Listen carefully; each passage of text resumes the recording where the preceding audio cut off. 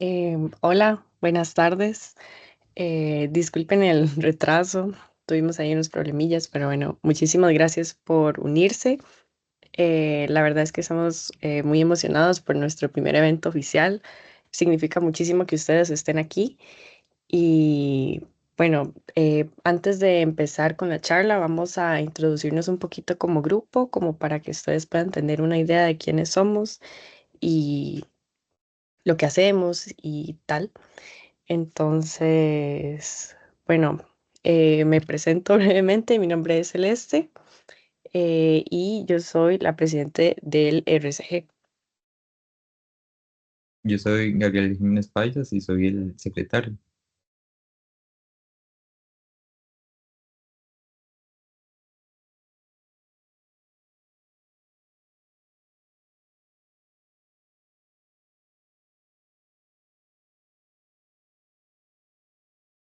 No sé si me escucha Gabriel para que él también se presente. Sí, bueno, no sé si se escuchó, pero yo soy Gabriel Jiménez Payas y soy el secretario. Ok, perfecto. Eh, y bueno, ya con esto damos iniciar nuestra presentación. Em, Y bueno, lo primero es, ¿qué es un RSG? Que es nuestro grupo, ¿verdad? Estas siglas corresponden a Regional Student Group o bueno, el Grupo Regional Estudiantil. Estos grupos pertenecen a una iniciativa del Student Council de la ISSB o la International Society for Computational Biology. Bueno, esta iniciativa del RSG se encuentra en todos los países, bueno, se intenta implementar en casi todos los países del mundo. En el caso de Costa Rica, pues estuvo activo años atrás, sin embargo, durante la pandemia, pues como dejaron de tener actividad y nosotros acudimos al llamado de reinstalarlo. Entonces, ahorita estamos pues representando como un nuevo inicio del RSG en Costa Rica y bueno, pues como les mencioné, nos alegra que estén presentes. Em, y bueno, nosotros perteneciendo al Student Council, pues tenemos, digamos que contactos y actividades que están como dentro de el objetivo de ellos de extenderse y crear comunidades científicas, especialmente como con un enfoque estudiantil y juvenil a lo largo de todo el mundo.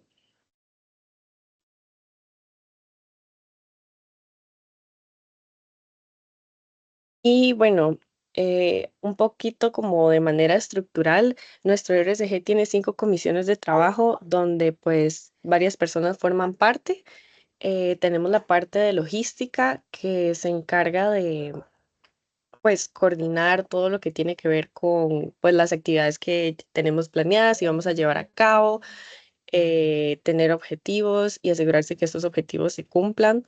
La parte de divulgación y comunicación científica se encarga principalmente de la extensión y de la comunicación con pues otras personas personas o instituciones que se involucren con nosotros en esta divulgación de la ciencia, además de pues el contenido, encargarse del contenido que vamos a divulgar.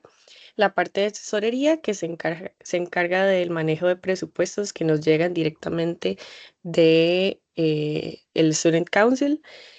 La parte de redes sociales que se encarga pues bueno de todas las redes sociales, de compartir, de manejarlas, de responder. Y la parte de diseño gráfico que se ha encargado del diseño de marca y de ahora en adelante del montaje de pues nuestras publicaciones en las redes sociales.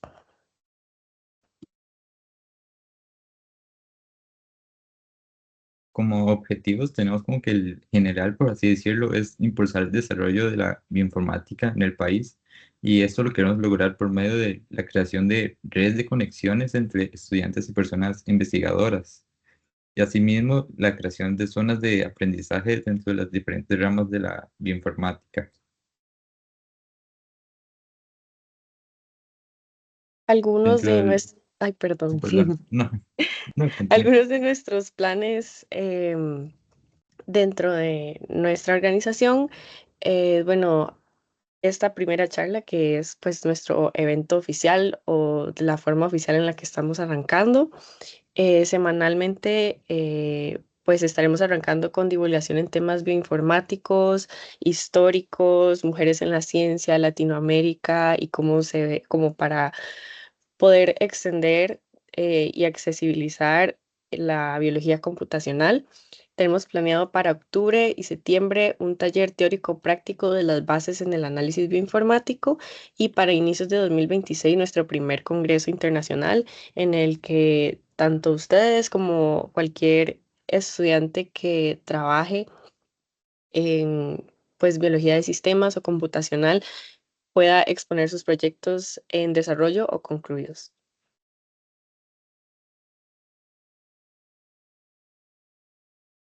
Si gustan poder contactarnos y ser parte del grupo, ahí está nuestro Instagram, así como el correo y los números de teléfono de tanto Celeste como el mío.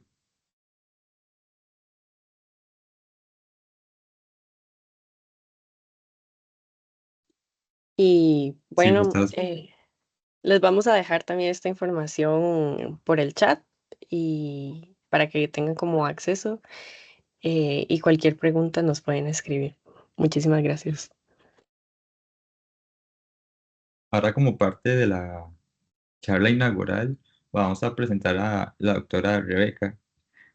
Bueno, la doctora Rebeca Campos es bachiller en Ingeniería de Biotecnología del Instituto Tecnológico de Costa Rica, máster en Biología Molecular de la UCR y con doctorado en Genómica y Bioinformática de la Universidad Estatal en Pensilvania. Actualmente trabaja en el Centro de Investigación de Biología Celular y Molecular de la UCR y sus líneas de investigación se centran en la detección de variantes asociadas a las enfermedades del metabolismo de lípidos y el síndrome de Cornelia de Lange, así como el estudio de metabolitos relacionados con el autismo de niños, además del estudio de comunidades microbianas en bebés, embarazadas y leche materna. Actualmente ella es profesora de la maestría en bioinformática y biología de sistemas de la UCR, así como coordinadora del proyecto latinoamericano Cabananet, que se enfoca en la capacitación de la bioinformática en Latinoamérica. Buenas tardes, muchas gracias por la presentación. Yo estoy muy contenta de estar acá con ustedes, honestamente. Yo le traté de dar seguimiento a la RSG hace algunos años y bueno, todavía no estaba la comunidad motivada y ahora, bueno, me parece súper emocionante que ya se hayan vuelto a unir ustedes como estudiantes y van a ver que hay tantas cosas que podemos hacer y estamos muy bien conectados, al menos Costa Rica. Y entonces, bueno, a sacarle provecho a esta nueva oportunidad, yo creo que para todos va a ser muy, muy especial. Y bueno, muchas gracias por la invitación para participar con ustedes en esta sesión inaugural. Y bueno, como esta es una sesión inaugural, ¿verdad? Vamos a hablar un poquitito de introducción a lo que es la bioinformática. Probablemente de alguna u otra forma ustedes realizan investigación o les llama muchísimo la atención el campo o están tratando de ver por dónde estudian. Para mí la bioinformática es una de esas áreas que viene a quedarse, va a estar viéndose modificada en gran parte también por la inteligencia artificial y otras cosas, ¿verdad? Y en nuestro país estamos en un momento bastante interesante donde se está empezando a utilizar más, tanto en el área pública como en la privada. Y bueno, les voy a hablar un poquitito de esto, ¿verdad? ¿Cuáles son las aplicaciones en nuestro país? Entonces, es una charla muy informativa, no vamos a ver nada de código, no vamos a ver nada de herramientas bioinformáticas, nada, nada. Esto es una pura introducción, ¿verdad? Para ponernos todos al mismo nivel en el sentido de cuáles son recursos a los cuales podemos acceder, cuáles son esas bases de datos, herramientas, protocolos, estándares, infraestructura computacional, qué requerimos para hacer bioinformática y qué tipo de recurso humano realiza este tipo de funciones. Y por último, obviamente queremos profundizar un poco en lo que estamos haciendo acá en país. Y no puedo terminar ninguna charla que doy sin hablar de CabanaNet porque tiene muchísimas oportunidades para nuestra región. Entonces, en primer lugar, vamos a hablar qué es la bioinformática. Es básicamente una rama de la ciencia, ya tiene sus bastantes años, ¿verdad? Sin embargo, cada vez la utilizamos más en el diario a diario. Y lo que hace es utilizar infraestructura como computadoras, bases de datos, también interconecta mucho con lo que es la matemática y la estadística, con el propósito de colectar, almacenar y organizar y analizar muchísima información. Y esta información principalmente es de tipo biológica, ¿ok? Son muchos datos biológicos de diferentes ese tipos de imágenes, secuencias, estructuras y demás, pero también cruza mucho con información médica y de salud, ¿ok? O inclusive ambiental, dependiendo de la aplicación en la que estemos trabajando. Entonces, realmente logra colectar muchísima información de diferentes disciplinas y la idea es empezar a extraer información de estas grandes cantidades de información para derivar conclusiones o desarrollar estrategias de manejo. En el caso de salud, en manejo ambiental, etcétera, etcétera. Entonces, es una ciencia que usa información muy diversa para entender fenómenos biológicos.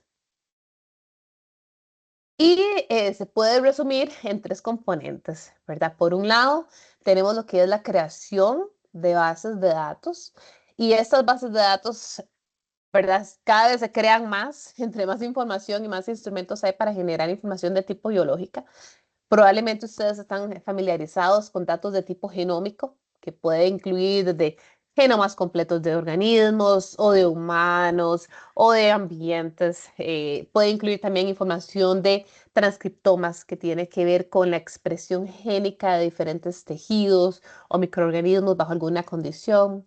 Pueden ser otras bases de datos de variantes, donde vemos la presencia de diferencias a nivel genómico entre individuos o inclusive variantes que puedan determinar si hay una susceptibilidad a un medicamento o una mejor respuesta inclusive a un medicamento y así, ¿verdad? Hay montones, yo creo que las bases de datos genómicas han crecido demasiado, ahorita les voy a mencionar algunas, pero también hay otros tipos de bases de datos que tal vez no todos ustedes están familiarizados, ¿verdad? Están bases de datos de compuestos bioquímicos que pueden incluir, y estos son ejemplos mucho en humanos, perfiles lipídicos, pruebas inmunológicas, también tenemos pH de suelos, por ejemplo, tenemos también información de composición de nutrientes en suelos y un montón de cosas más. Entonces, toda esta información bioquímica también nos ayuda a interpretar fenómenos biológicos.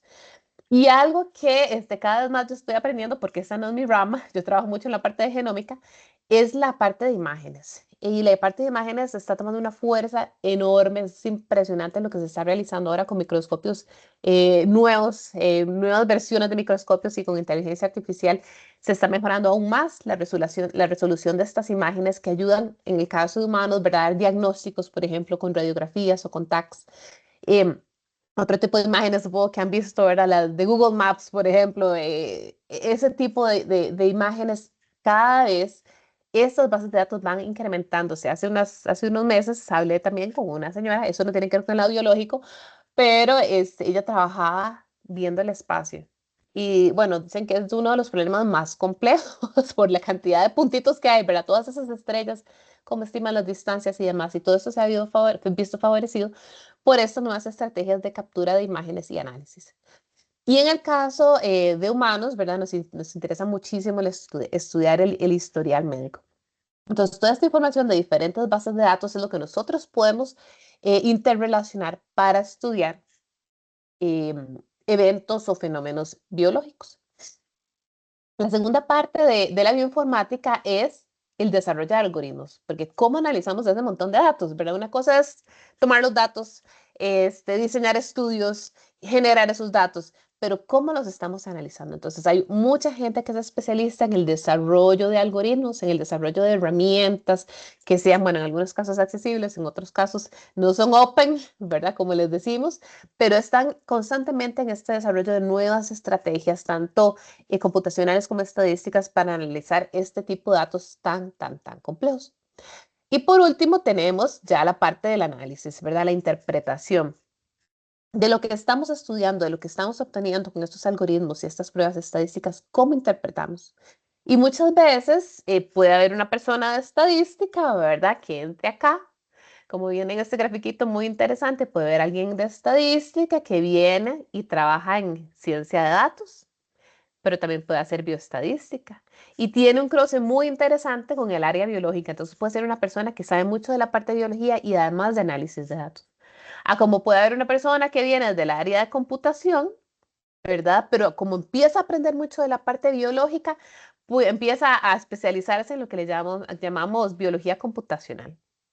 O más bien se enfoca más en el análisis estadístico, entonces se le llama un científico de datos.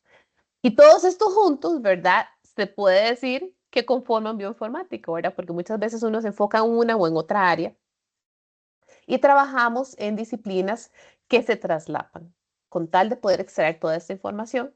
Y cada vez más es común tener equipos muy, muy diversos cuando estamos haciendo análisis de datos. Entonces es fascinante.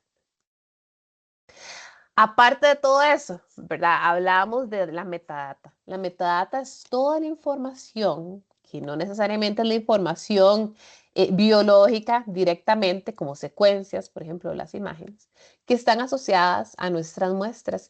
Y este es el tipo de datos que es fundamental conocer y documentar con una gran precisión para poder hacer los análisis estadísticos. Entonces, en el caso de los humanos y de este ejemplo en particular del Biobanco de Inglaterra, sí, del United Kingdom, es información súper, súper diversa que nos puede ayudar a interpretar condiciones de salud, propensión a algunas enfermedades y muchas otras cosas. Entonces, estas bases de datos, esta metadata puede ser tan amplia, ¿verdad? Como la que viene aquí descrita desde estilos de vida, historia médica, sociodemográfica, medidas antropométricas, si la persona ha estado expuesta a sustancias ambientales, ¿verdad? A compuestos ambientales.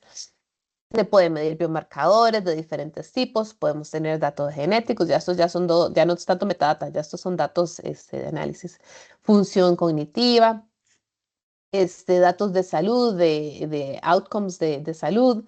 Aquí ya tenemos datos que tienen que ver con bioinformática, genotipeo, se puede hacer imputación de variantes, cuestionarios por montones, actividad física, imágenes. Entonces, es tanta la información que debemos poner en conjunto que por eso se vuelve una disciplina diferente, ¿verdad? Porque involucra que tenemos que analizar muchos datos y tratar de extraer la mayor cantidad de información, interpretar a partir de esa cantidad de información eventos biológicos. Ahora, ¿quiénes son esas bases de datos públicas? Y probablemente ustedes en algún momento de la vida van a toparse con ellas, ¿verdad? Si están entrando en el área de la bioinformática, podrán utilizarlas diariamente, semanalmente, mensualmente, pero de ellas dependemos. Y acá es una lista súper reducida, ¿verdad? La que les estoy presentando, porque inclusive ahora al final les voy a contar de un curso que estamos dando, precisamente de herramientas y bases de datos. Porque hay cualquier cantidad, ¿verdad? Quizás de las más conocidas son las bases de datos que tienen que ver con los datos crudos de ciencias ómicas, que pueden ser desde genomas, transcriptomas, microbiomas, metagenómica, todas esas ciencias ómicas. Y los datos crudos lo que hacemos es depositarlos en esas bases de datos que conocemos como el Sequence Read Archive, el European Nucleotide Archive o el de Japón. Entonces son bases de datos redundantes entre ellas, donde está almacenada toda esa información y que nosotros podemos acceder si están abiertas al público, ¿verdad? Y fácilmente uno puede bajar los datos de cualquier parte del mundo y de diferentes publicaciones. También están montones de bases de datos de proteínas y cada vez hay más, ¿verdad? Ahora con todas estas revoluciones de la inteligencia artificial que tienen que ver con el, el plegamiento de las proteínas, por ejemplo, y una de ellas es UniProt, ¿verdad? Donde tenemos la descripción de la secuencia de las proteínas, su potencial función e inclusive actividades y demás. Hay otros datos ya más específicos de rutas metabólicas. Una herramienta de ellas, una base de datos bastante conocida es Reactome, que igual todas esas son herramientas gratuitas, que es de libre acceso, que uno puede utilizar para poder interpretar los datos que uno tiene, ¿verdad? En el contexto del organismo que uno esté analizando. En el caso de humanos, también hay muchas, realmente de humanos hay muchísimas bases de datos. Y realmente es el organismo más estudiado, por lo que sabemos hoy en día. Y bueno, hay bases de datos específicamente de variantes. Y estas variantes clínicas están asociadas a enfermedades o a reacciones a algunos medicamentos, propensión a sufrir enfermedades y demás. Otras bases de datos más específicas que realmente tienden a ser más pequeñitas, como las de farmacogenómica, como PharmGKB, donde tenemos información de las variantes y cómo esa variante, si la persona la tiene, responde a ciertos fármacos. Entonces, obviamente hay que tener la prueba genética de la persona para poder definir esto. Pero son muy valiosas en el contexto cuando hay enfermedad, cuando hay medicamentos que se han estudiado desde la perspectiva genómica para poder dar un medicamento adecuado a las personas. Y hay otras bases de datos más estructuradas donde se colecta información de proyectos específicos. Una de ellas, que esta yo sí la he utilizado en DBGAP, donde están depositados los datos de los proyectos, pero además está asociada a información de genotipos y fenotipos. Entonces tenemos un proyecto de humanos en Costa Rica, entonces tenemos asociada, bueno, los fenotipos, la metadata, los genotipos, inclusive a veces tenemos las secuencias genómicas y demás que uno puede bajar con ciertos permisos, ¿verdad? Porque en estos casos sí son datos que le llamamos de acceso reducido o limitado, o controlado más bien. ¿Qué es lo que pasa con todas estas bases de datos y todas las que no les mencioné, ¿verdad? Que pueden ser decenas de bases de datos dependiendo de lo que uno esté estudiando. Bueno, que resulta que muchas de estas bases de datos son regionales, y están incompletas, porque no hemos llegado al punto, ¿verdad?, donde conocemos perfectamente todas las cosas, ¿verdad? Son regionales en el sentido de que a veces están muy enriquecidas, por ejemplo, en poblaciones de Norteamérica y Europa, hablando de humanos, ¿verdad? En biodiversidad es otra historia, ¿verdad? Porque yo creo que ni siquiera sabemos toda la diversidad biológica que hay a nivel del mundo. Entonces, esas bases de datos están aún más subrepresentadas y son muy regionales, muy restringidas. Y además son bases de datos incompletas porque definitivamente no conocemos la totalidad, ¿verdad?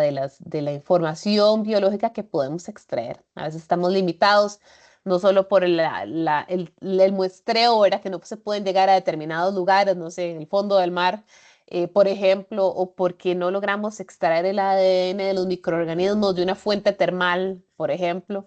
Em, Porque simplemente cuando hacemos un análisis de los datos de estas muestras, por ejemplo, les pasa mucho a la gente del laboratorio de nosotros, ahí en el CIBCM que analizan muestras de aguas termales y hay un montón de microorganismos que nunca nadie en la vida ha secuenciado.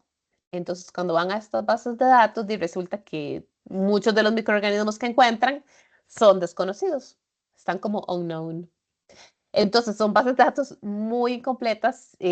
Cuando hablamos, por ejemplo, en el tema de biodiversidad, en el tema de humanos también están sesgadas, como les digo, a ciertas poblaciones mundiales.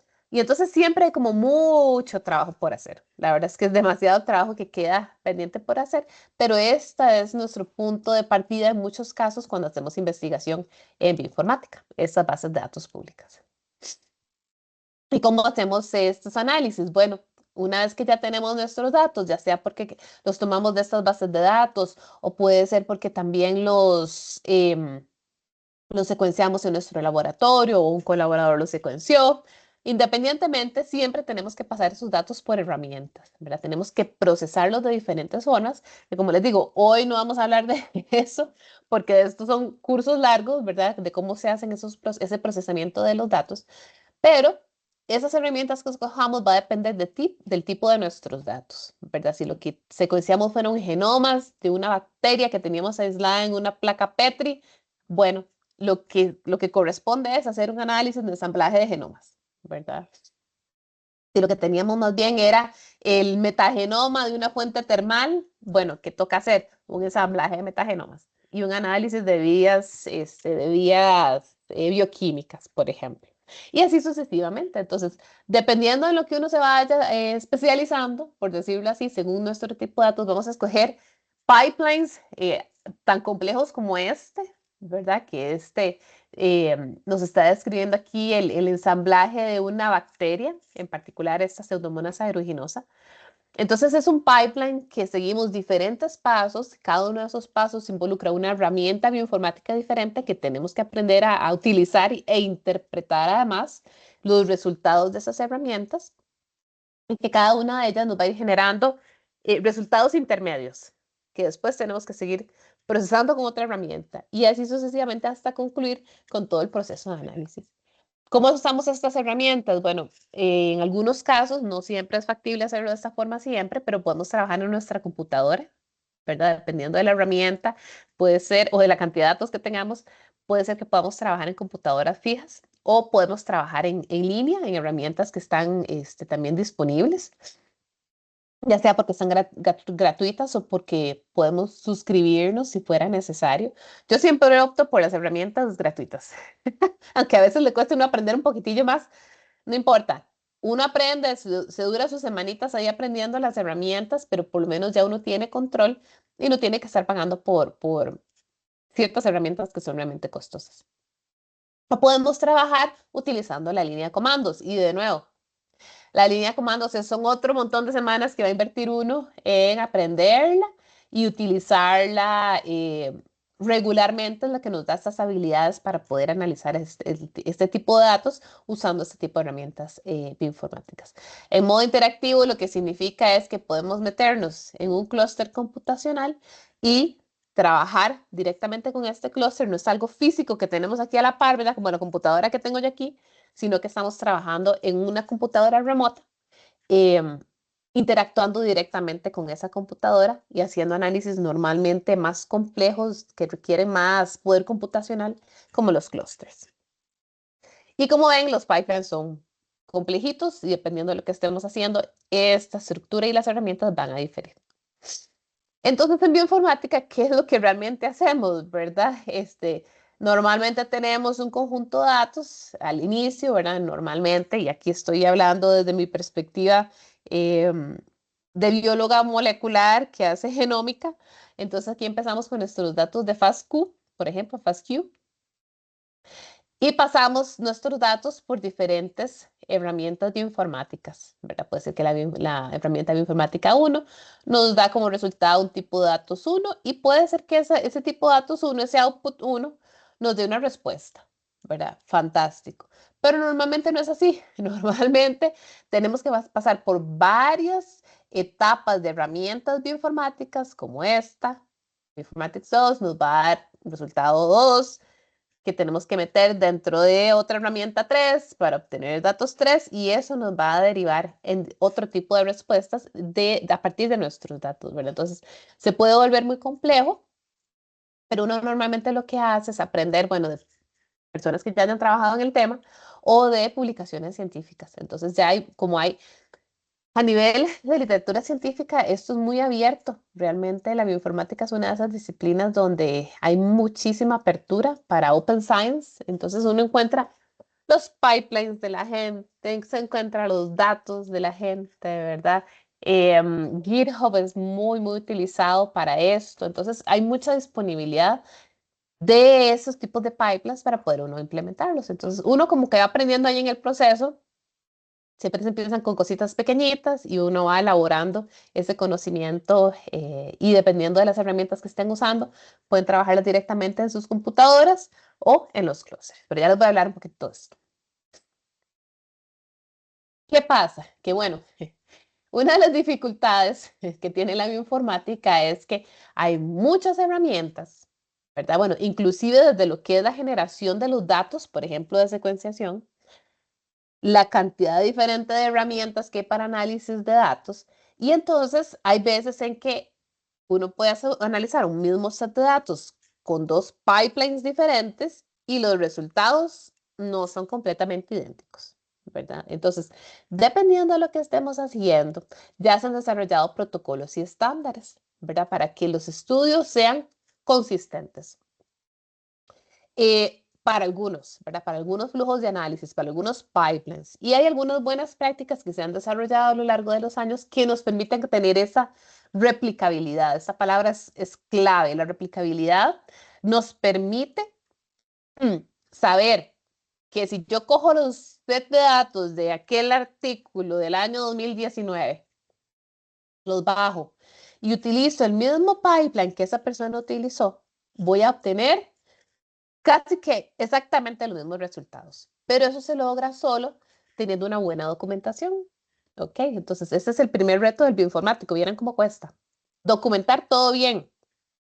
Porque uno a veces hace tantas iteraciones de diferentes herramientas y diferentes parámetros dentro de las herramientas que a veces uno se enreda y dice, mira, ¿cuál fue el que utilicé? ¿Cuál fue el que escogí? ¿Cuál fue el que probé que dio mejores resultados?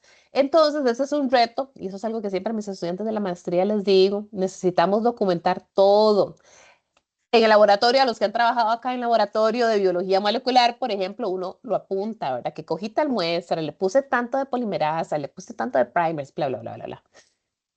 Documenta uno el gelcito que sacó y demás. Bueno, en bioinformática tiene que ser exactamente igual, solo que los libros de trabajo, las bitácoras, tienen que ser más específicas porque uno tiene que coger el código, ¿verdad? Que uno utilizó para correr esas herramientas. Entonces, hay estrategias que se han desarrollado, como el uso de notebooks. Igual, este es un proceso de aprendizaje, ¿verdad? Están los notebooks de Jupyter, está Google Colab, que nos permiten que estos procesos sean bastante replicables de análisis de datos.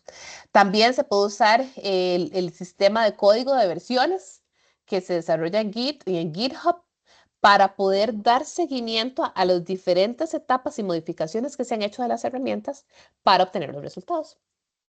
Y en algunos casos, que esto sí ya es un poco más complejo, dependiendo de qué esté trabajando uno, se pueden trabajar ambientes computacionales. Aquí es más que todo pensando en tener control sobre las versiones de las diferentes herramientas bioinformáticas que estamos trabajando.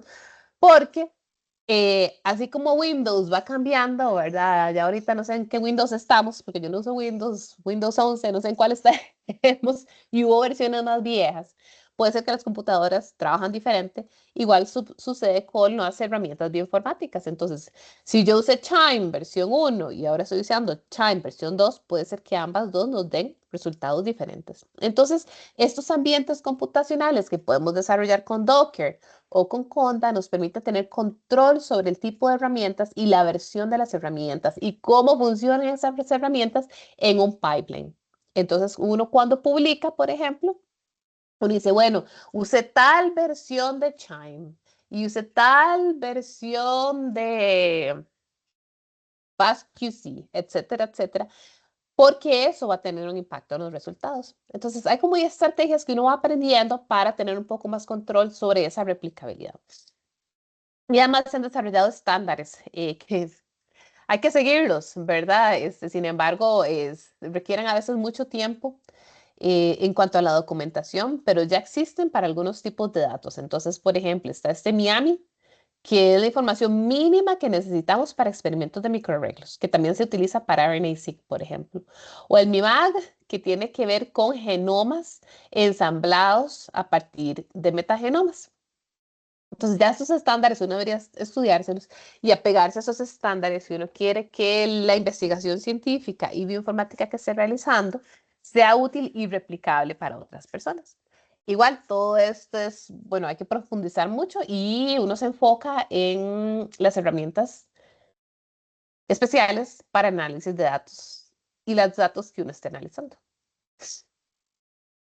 Luego hay un tema muy crítico que a veces no pensamos cuando estamos haciendo bioinformática y es la infraestructura computacional.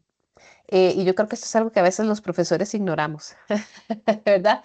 Se nos ocurre que queremos secuenciar metagenomas, ¿verdad? Y recolectamos las muestras, hacemos la extracción, secuenciamos y cuando llega ese montón de datos, ¿a dónde analizan esos datos? ¿Verdad? Entonces, desde antes de que uno empiece a hacer experimentos de generar datos de este tipo, de tipo de análisis que se aplica en análisis bioinformático, tenemos que pensar en lo que es almacenamiento y el análisis. ¿Cuántos recursos computacionales necesitamos para poder analizar datos y almacenarlos?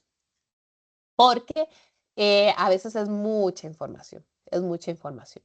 Entonces, esto va a depender qué infraestructura necesitamos de nuestro tipo de análisis. Entonces, muy diferente en el caso, ¿verdad?, de lo que hacemos nosotros. Nosotros secuenciamos el gen ARN ribosomal 16S, secuenciación de aplicones o metabar coding, que también se conoce, y también hacemos análisis de metagenomas. pero yo no puedo pretender hacer un análisis de metagenoma en la misma infraestructura que hago el análisis del 16S. La cantidad de datos es muy diferente y la complejidad de ese análisis de datos es muy diferente. Entonces, yo sé que esos dos análisis puedo hacerlos en dos infraestructuras diferentes o hacer los dos en infraestructuras que son bastante poderosas, decimos. Entonces, ¿qué recursos necesitamos? Bueno, puede ser que tenemos algo que le llamamos recursos en el sitio, también se conoce como on-premises. Entonces, es infraestructura que ustedes tienen local, por decirlo así. Puede ser un clúster computacional, como puede ser también herramientas que tengan instaladas en sus computadoras personales, ¿verdad? Hay herramientas que inclusive podemos correr en nuestras computadoras.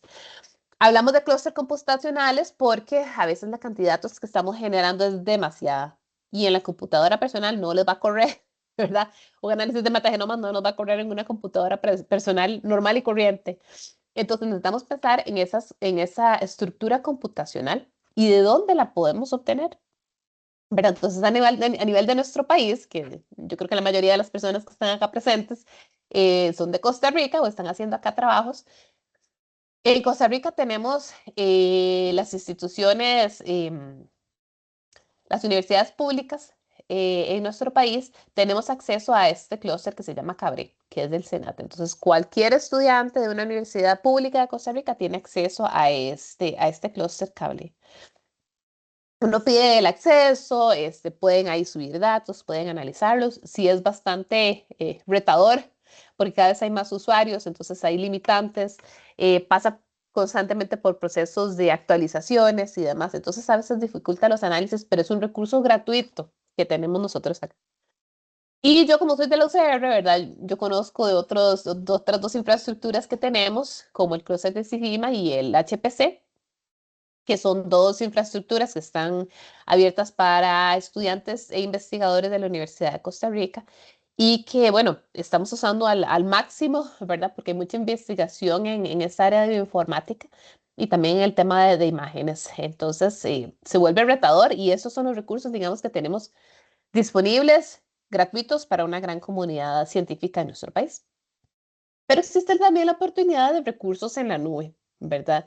Y la nube, ¿verdad? La nube es tan grande que uno no se imagina, ¿verdad? En el caso de análisis bioinformáticos, se paga por tiempo y también por los recursos que se solicitaron.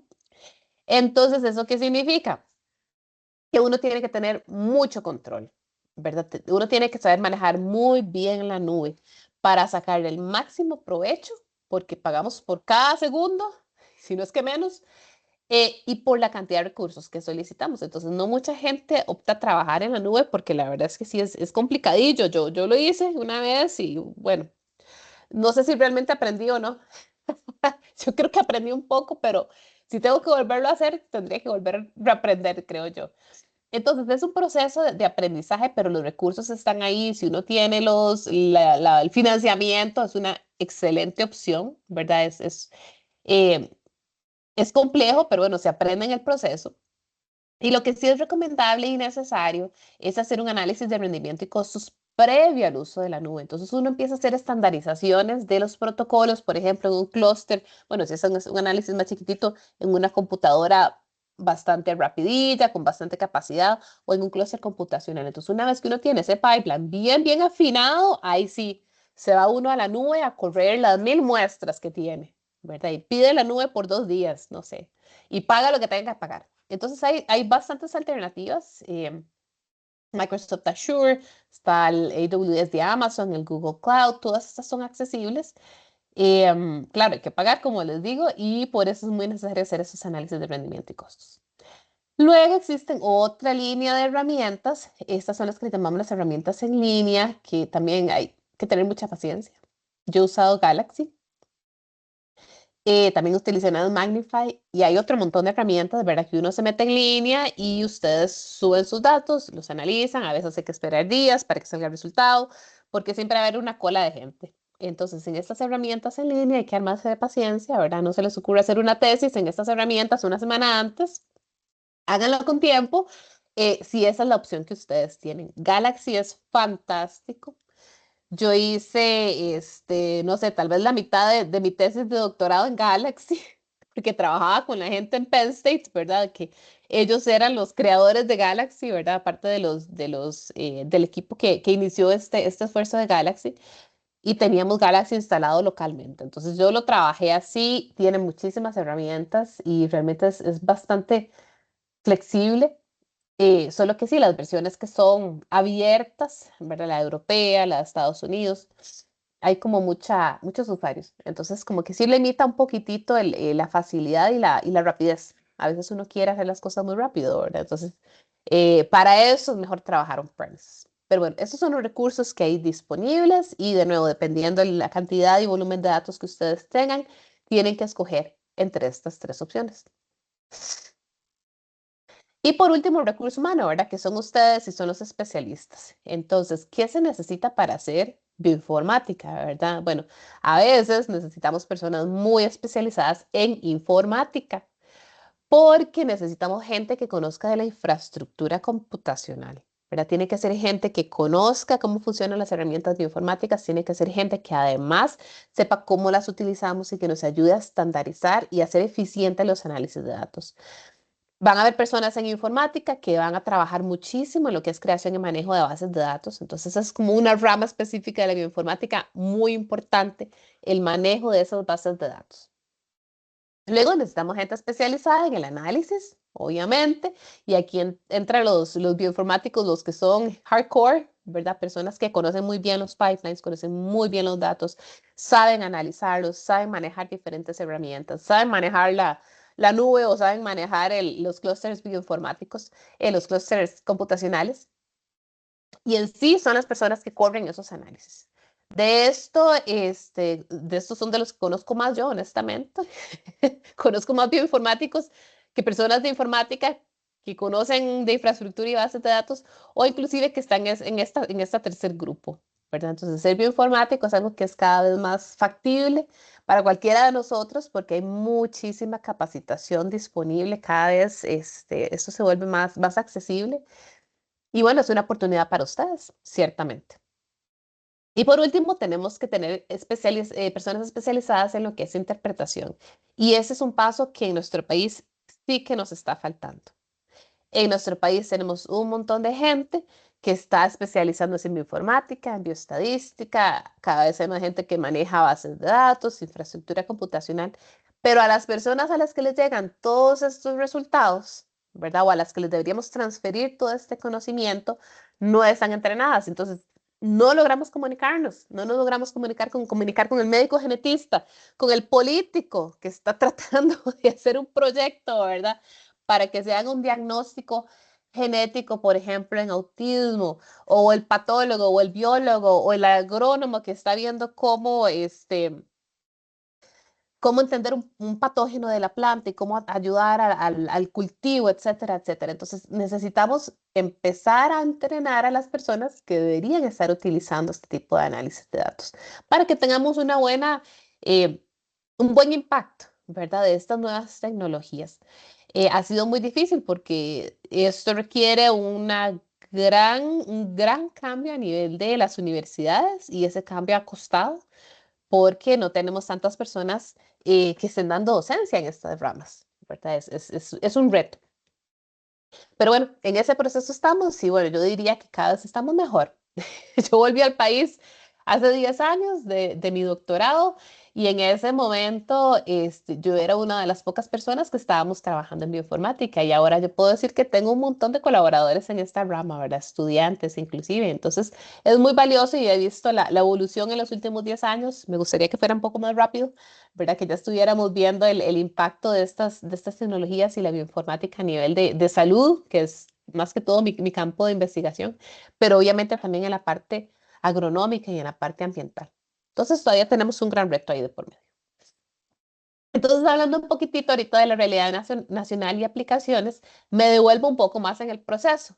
Este, porque para trabajar en bioinformática y específicamente si estamos trabajando con datos genómicos, por ejemplo, necesitamos secuenciar, ¿verdad? Necesitamos extraer esa información biológica del ADN o del ARN de los organismos que estemos estudiando. Entonces, en nuestro país Esta imagen que tienen acá, cada una de estas instituciones, son instituciones que tienen equipos de secuenciación, principalmente unos que se llaman el MySeq de la empresa Illumina. Solo el CICICA tiene un NextSeq, pero todos los demás tenemos MySeq.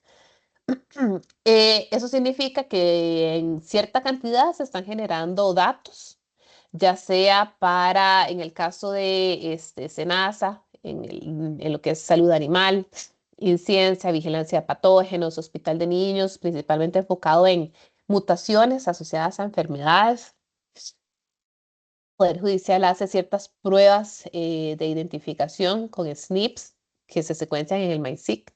CIATA y UCR, CIBCM, CIATA es UCR, CIBCM también y CICICA los usamos más para investigación. Y Laboratorios Echandi, por lo que sé, del año pasado, estaban estandarizando protocolos para kits de mutaciones asociadas a cáncer. Entonces, de hacer un poco más clínico. Entonces, estos son los recursos que tenemos localmente. ¿Por qué no hay más? ¿Por qué no secuenciamos más?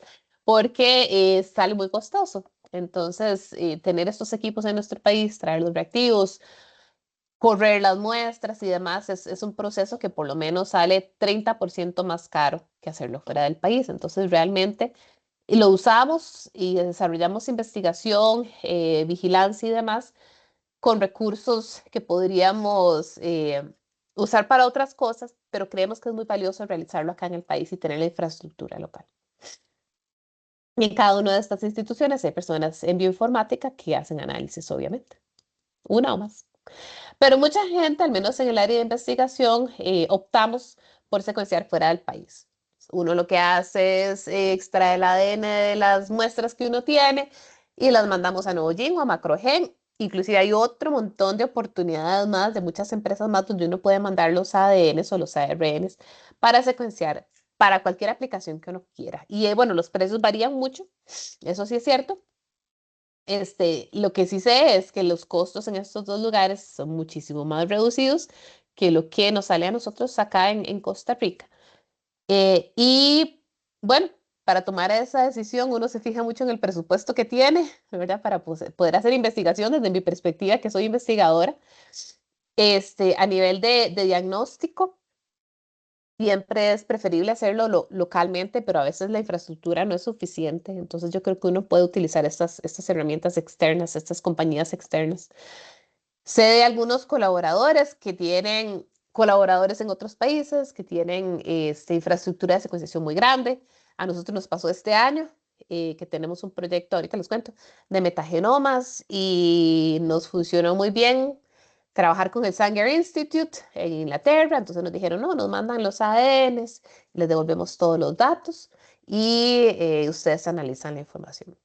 Entonces, todavía hay mucha disparidad y yo creo que no se da solo en el tema de genomas, ¿verdad? De genómica, sino en otro tipo de aplicaciones que siempre va a ser más costoso trabajarlo acá en el país.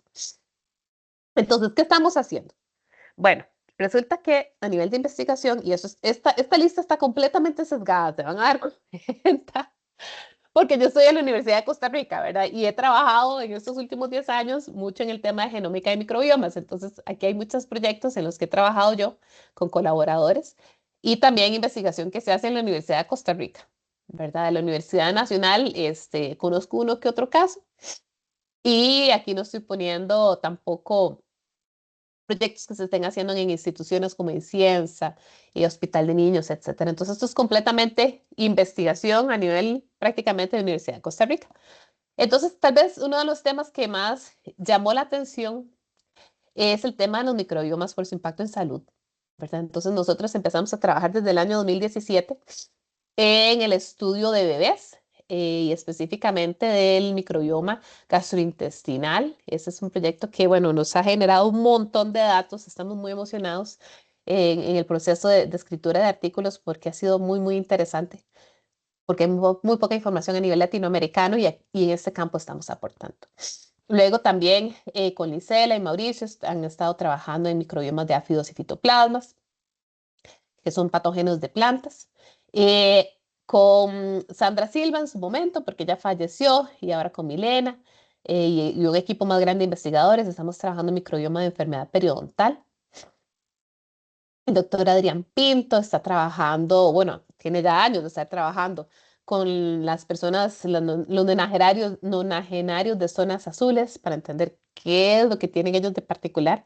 Y curiosamente hay algo en el microbioma y escrito que les da ciertas ventajas también. En cáncer colorectal, el doctor Javier está trabajando. Yo tengo un equipo interesante que estamos trabajando en leche humana, en la composición de la leche humana, porque queremos eventualmente desarrollar probióticos a partir de leche humana de personas costarricenses, ¿verdad? Entonces ha sido un proyecto muy bonito que estoy desarrollando con Lilian y con Carla del CIBCM. Y recientemente estamos trabajando también en microbioma vaginal durante el embarazo y posparto. Nos gusta mucho el tema de la salud materno-infantil. Entonces, entre Lilian Marín y yo estamos trabajando en esta temática.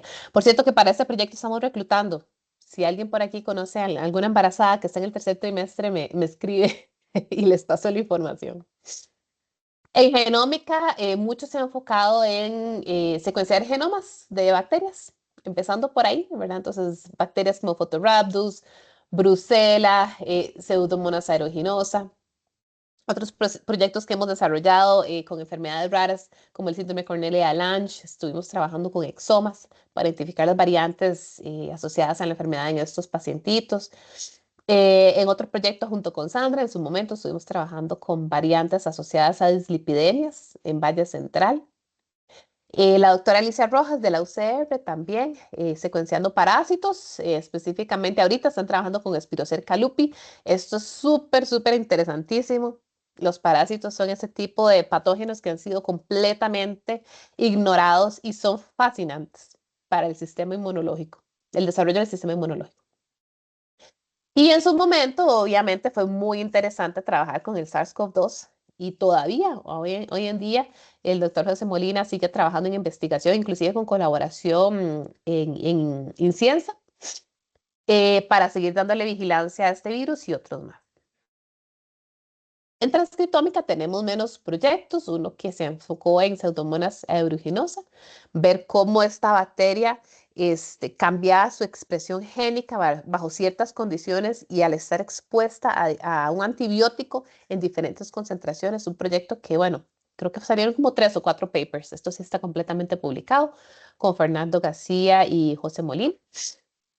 La doctora Caterina, también de la UNA, trabajando con Bruselas y el equipo de ella, y viendo cómo es que funciona esta bacteria que es tan extraña, ¿verdad? Porque es una bacteria intracelular. Entonces también tienen muchísimos años de estar estudiando Bruselas y ahora desde la perspectiva genómica cada vez se entiende más los mecanismos, cómo actúan.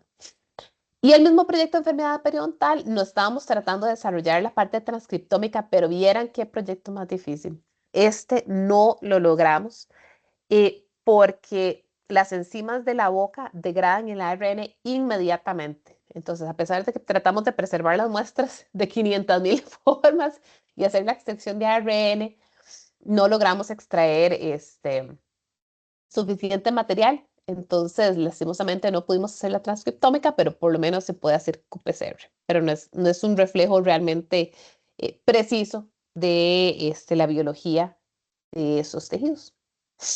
Y en el tema de metagenómica, en el CIBCM se ha trabajado por muchos años en fuentes termales de nuestro país. Han andado por diferentes partes en los volcanes del norte, en Guanacaste, tomando muestras. Han encontrado cualquier cantidad de microorganismos nuevos súper interesantes. Y este ha sido principalmente liderado por Lorena Uribe y por Laura Brenes. El doctor Pinto también, por muchos años, lleva trabajando en colonias de hormigas sonpopas, específicamente enfocándose en los genomas de las bacterias, porque esa comunidad de bacterias que viven, esa comunidad de bacterias que viven en esas colonias son fascinantes. Inclusive de ahí lograron aislar un antibiótico que ahorita está en proceso de análisis de ensayos clínicos.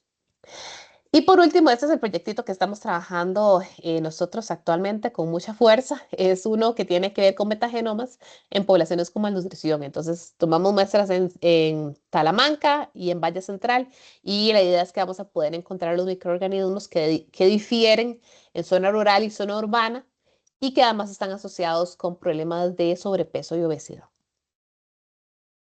Y por último, también se han desarrollado proyectos con ChIP-seq, RNA-seq, con compuestos de plantas para estudiar su potencial farmacológico. Y yo tengo otro proyectito de metabolómica en autismo para identificar marcadores que están asociados con problemas biológicos asociados a autismo.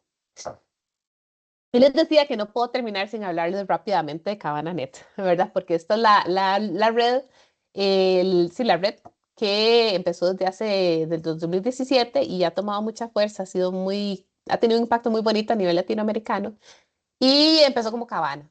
Entonces se llamaba Capacity Building for Bioinformatics in Latin America y ahora le agregamos el net porque ahora somos realmente una red. No solo hacemos Capacity Building, sino que ahora somos una red.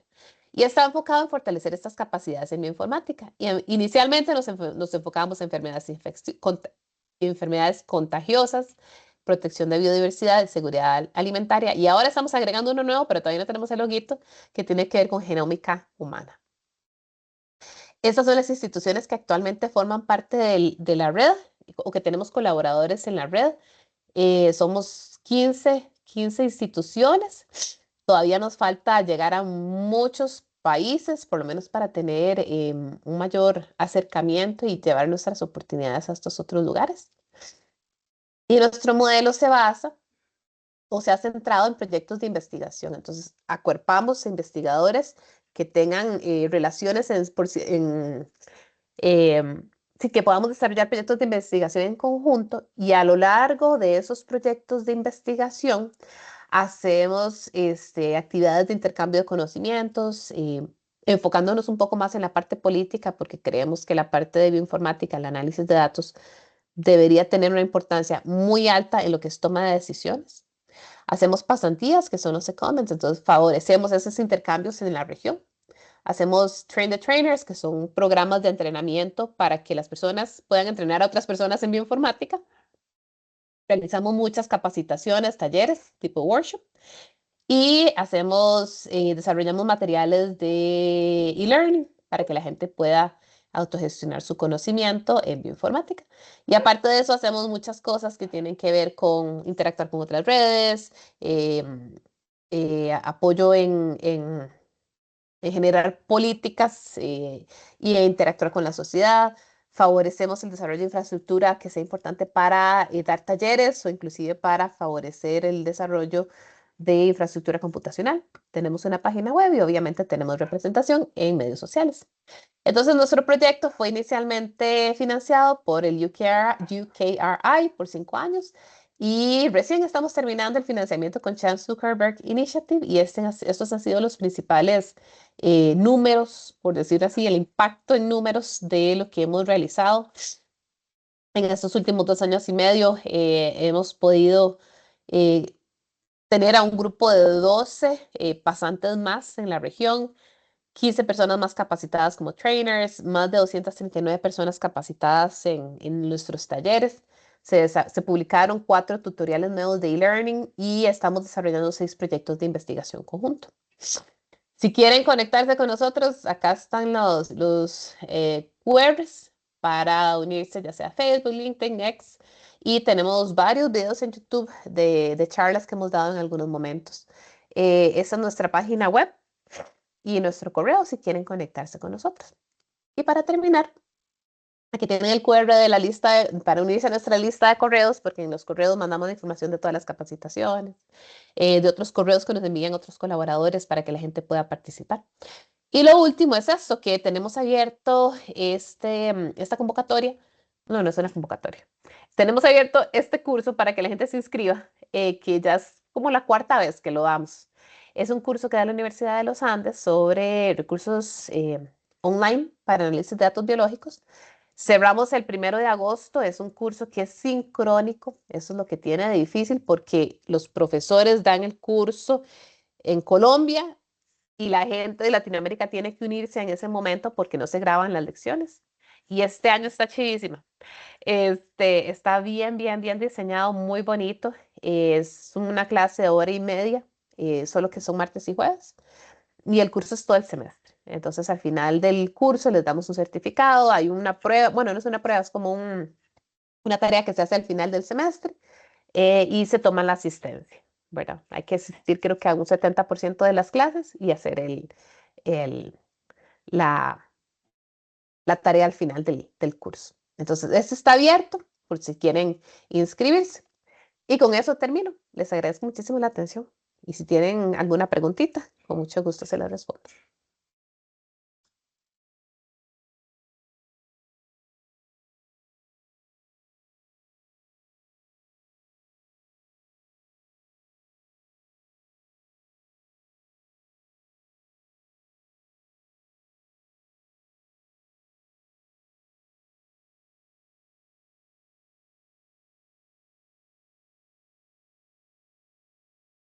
No veo nada en el chat.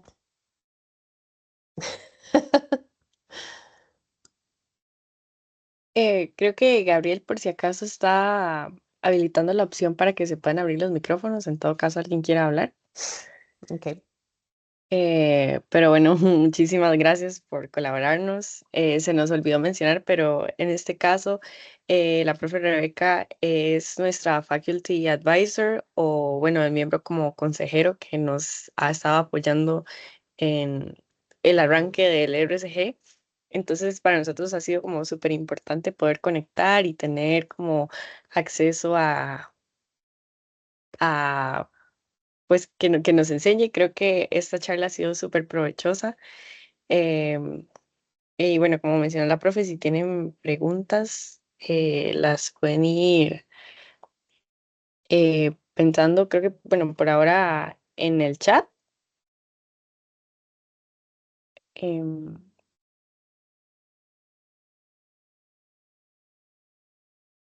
¿Todos trabajan en bioinformática? ¿Son estudiantes? Me imagino que sí.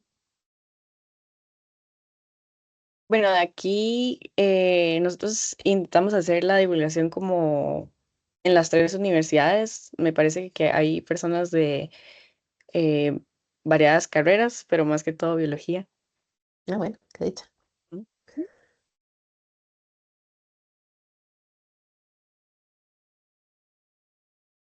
Bueno, yo nada más los motivo a que se unan. La verdad es que con los RSG y ISCB se van a abrir muchas oportunidades, chicos. Entonces, entre más fuertes se pongan ustedes organizados, van a ver los beneficios para la comunidad.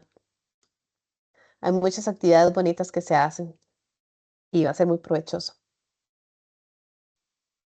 Eh, Yo soy la de, verdad, ay, perdón, perdón, yo soy de adelante. informática en la UNA y me gusta mucho esa parte de HPC.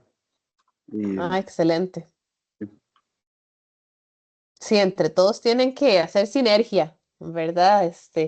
No sé de qué campos serán, sería bonito que en algún momento puedan hacer ahí una evaluación de qué campos viene cada uno, en qué están trabajando y ver cómo pueden realizar sinergias, para investigación y capacitaciones y demás. Ahí nosotros les ponemos al servicio el Cabana.net, ¿verdad? Que ha sido un gran apoyo para nosotros acá, para networking a nivel regional. Ahí tenemos esas oportunidades y también ahí después les voy a pasar los recursos que tenemos de e-learning que los vamos a estar compartiendo. Ojalá se puedan unir a la lista de al mailing list, le llamamos, donde les mandamos la información o en las redes sociales también, para que estén al tanto. Y en la UCR vieras que hacemos menos entrenamiento, curiosamente hacemos más entrenamiento con Cabana.net, al menos en mi laboratorio, pero ahí cualquier cosa les pasamos la información.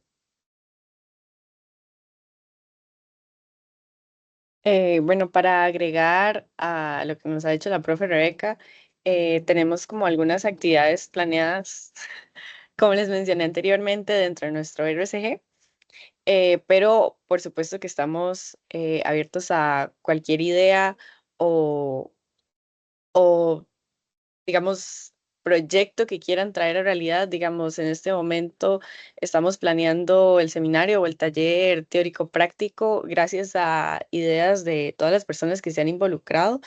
Y bueno, también hemos hecho como un mapeo dentro de las personas que están conformando el RCG y tenemos incluso pues biólogos que no saben nada de informática, por ejemplo, o informáticos que no saben nada de biología. Entonces buscamos también como seguir trabajando esa unión, ya que es un área tan multidisciplinar como nos mencionó la profe. Y pues nada, tenemos planeadas muchas más cosas este año y también ojalá el otro año porque creo que el tiempo no nos alcanza. Incluso, por ejemplo, visitar algunas empresas que tienen la opción de abrirnos la puerta, ¿verdad? Como en forma de open house, informar mucho sobre pasantías, cursos y cualquier información valiosa. Entonces, si quieren conectar con nosotros, bueno, les dejamos nuestras redes, bueno, nuestro Instagram y nuestros números, tanto de Gabriel como míos, en el chat. Cualquier persona con ganas de aprender o de empujar, digamos, un área como esta es bienvenida, no hace falta tener conocimientos ni nada, porque pues para eso estamos aquí. Y pues muchas gracias por asistir. Ay, yo les tengo un anuncio más. Ok. No, no sé si lo han escuchado. En diciembre se va a realizar acá en el país un evento que se llama VIP, que tiene mucho que ver con bioinformática y se pueden mandar abstracts hasta el 24 de agosto, me parece. Entonces, para que hablen con sus profes, a ver si existe esa oportunidad. Déjenme ver si encuentro aquí la dirección rápido. Déjenme ver si la encuentro. VIP. ah, Es de IEEE y todos los años se hace aquí en Costa Rica. Es muy bonito. Este año se va a hacer en Pérez Celedón. Voy a ver si se los puedo poner aquí en el chat. ¿Cómo hago para poner cosas en el chat? Es que no me aparece el chat, qué raro. Mm. Bueno, lo puse en el Q&A. No sé si saldrá. Se llama vipconference.org.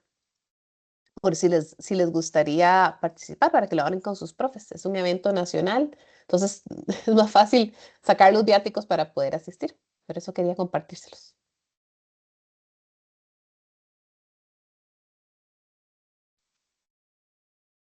Bueno, muchísimas gracias a la profe. También estamos buscando nosotros como parte de la RSG, por parte de la profe Stephanie, que también tiene contactos en el VIP, que, bueno, nos había comentado que nos puede ayudar a presentarnos como organización, no solamente como ponentes, que es lo que normalmente pues, la gente llega, sino simplemente como darnos a conocer como organización ante todas las personas que vayan a asistir. Entonces, bueno, este tipo de extensión y networking lo trabajamos o lo vamos a estar siguiendo desde la parte de la comisión de divulgación. Entonces, bueno, para finalizar esta charla que creo que ha sido muy provechosa, em, tenemos, bueno, para seguir teniendo apoyo y recursos, el jefe de, ¿cómo se dice? De, digamos, las RSGs de Latinoamérica, me comentó que sería muy bonito si podemos encender nuestras cámaras y enviarles una foto, debido a que este es como nuestro primer evento oficial, digamos, nuestro arranque, y pues al ver tanta presencia, pues digamos, ellos les llena mucho de ilusión ver que estamos aquí. Entonces, si gustan, pueden encender sus cámaras para tomar una pequeña foto y que, bueno, darnos a conocer como RSG. Ahí les doy un momento para prepararse, si no.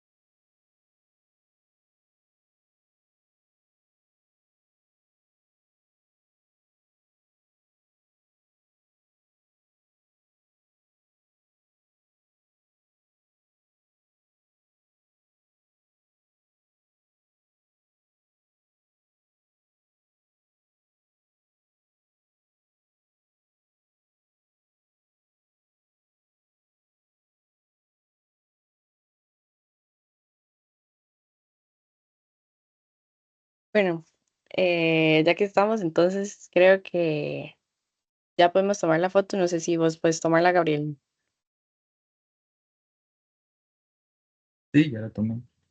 Ok, entonces, a la cuenta de tres, entonces. Uno, dos, tres. Ya. Bueno, muchísimas gracias por estar aquí. Ya no les robamos más tiempo. De verdad significa muchísimo que hayamos podido como concretar esta charla. Se vienen muchísimas más cosas y pues nada, esperamos verlos por ahí. Ahí les dejamos nuestra información y también si no les hacemos llegar la información del VIP y de Cabana que nos compartió la profe Rebeca. Eh, y bueno, si no tienen preguntas para ella ni para nosotros, entonces creo que ya estaremos. Gracias, buenas tardes. Buenas tardes, muchas gracias a todos. Gracias. Muchas Gracias. gracias. Gracias.